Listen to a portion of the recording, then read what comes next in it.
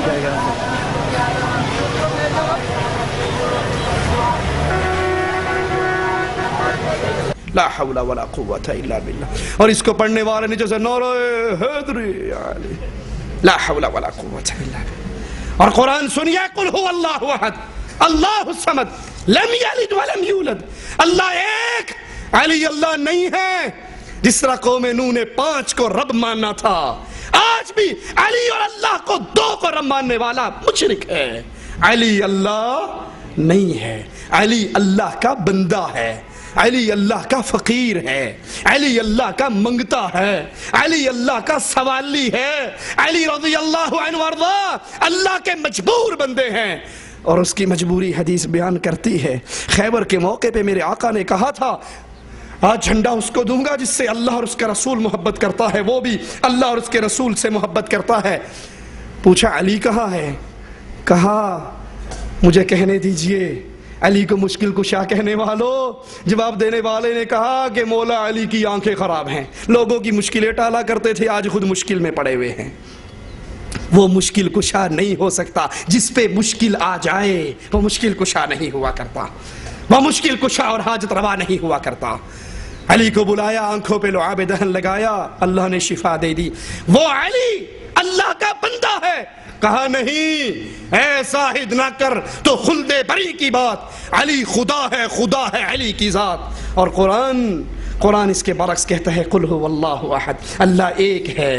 عیسائیوں نے کہیں 2 اللہ مانے، کہیں 3 مانے، کسی نے 5 مانے، اور آج قبر پرست بھی 2 اللہ کا عقیدہ اور کئی اللہ کا عقیدہ رکھتے ہیں۔ اسی لال شہباز قلندر کے دربار پر پیر نوری بوری سرکار بوری با کے بعد واو اور آگے پھر رہا ہے، اگر واو ہٹا دیا جائے تب بھی فٹ آتا ہے۔ یہ بوری نوری سرکار آتی ہے قوالی کرنے کے لیے، اور اللہ کی قسم اس کے بال اگر آپ دیکھو تو کم از کم 7-8 فٹ لمبے اس کی 2 چوٹیاں ہیں جو سانپ کی طرح یوں پر جاتی ہیں۔ سرکار فرماتے نے سب تمال پاؤ لال شوبات کلندر لا جانی بھائی، لال شوبات کلندر لا جانی بھائی، لال شوبات کلندر لا جانی بھائی، لال شوبات کلندر لا جانی بھائی۔ اور اس نے چھوٹے سے کپڑے پہن، چھوٹی سی ایک لنگوٹا مارا ہوا ہے، باقی سارا ننگا، اور دنیا اس کو دیکھنے کے لیے، اور بیٹھتے ہی اپنی کرسی پہ کہتا ہے دھمال ڈالو، اور مرد اور عورت ناچنا شروع کر دیتے ہیں، دھمال ڈالنا شروع کر دیتے ہیں۔ پھر اللہ کی قسم کھا کر کہتا ہے اللہ کی قسم جو دھمال نہیں ڈالے گا قیامت کے دن اس کی بخشش نہیں ہوگی۔ سرکار فرماتے نے پاویں کو شیعہ ہے، پاویں کو سنی ہے، پاویں کو وہابی ہے، جیڑا کوئی دھمال نہیں پا رہا وہ علی پاک دا منکر ہے، جیڑا علی پاک دا منکر ہے سرکار کہندے نے میں سرکار نوری پوری والے دی قسم کھا کے کہنا ہے کہ او دی حشر نو بخشش نہیں ہونی۔ لال شوبات کلندر ہے لا جانی بھائی، لال شوبات کلندر لا جانی بھائی، لال شوبات کلندر لا جانی بھائی۔ حضور کہندے میں دعویٰ کر کے کہنا ہے جڑا تمال نہیں پائے گا علی پاک دا منکر ہوئے گا تو دی حشر نو بخشش نہیں ہوئے گی۔ لال شوبات کلندر ہے لا جانی بھائی، لال شوبات کلندر لال شوبات کلندر، شیعہ ہوئے پاویں کو سنی ہوئے پاویں کو وہابی ہوئے، میں دعویٰ کر کے کہنا ہے سرکار کہندے وہ دی کدی بخشش نہیں ہونی جڑا تمال نہیں پائے گا۔ لال شوبات کلندر ہے لا حول ولا قوت الا باللہ۔ اے بابے کولو آپ دھمال نہیں پائی جاندی، یہ نوری بوری سرکار سے خود دھمال نہیں ڈالی جاتی، کوشش کرتا ہے ناچنے کی تو 2 آدمی اس کے نیچے ہپ کے نیچے 2 ہاتھ دیتے ہیں، اور ایک آدمی 2 ہاتھ ادھر سے دیتا ہے اور پھر اپنے ہاتھ کو چھال کر بابے نو دھمال پوان دینے۔ بابا خود ناچ نہیں سکتا، اس کو نچوایا جاتا ہے، اور وہ کہتا ہے جو دھمال نہیں ڈالے گا اللہ کی قسم کھا کر کہتا ہوں وہ جنت میں نہیں جائے گا۔ ارے او ظالم، اگر دھمال ڈالنا جنت میں جانے کی شرط ہے تو محمد کے بارے میں کیا کہو گے صلی اللہ علیہ وسلم؟ ابو بکر عمر و عثمان کے بارے میں کیا کہو گے؟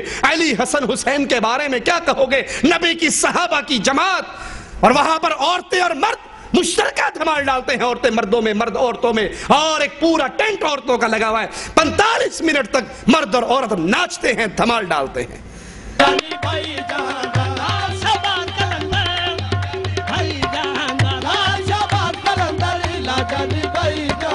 علی دا لال کلندر لا جانی بھائی، علی دا لال کلندر لا جانی بھائی، مرشد لال کلندر لا جانی بھائی جانا، لا جانی بھائی جانا، کلندر لا جانی بھائی جانا۔